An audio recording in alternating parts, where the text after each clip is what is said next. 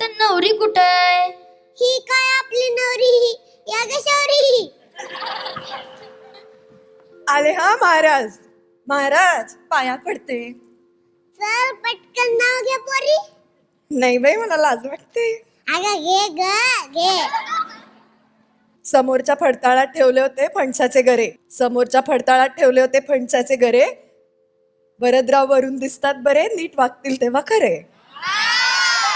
तसे तर सगळे आपल्या एंट्रीचीच वाट बघत असतात.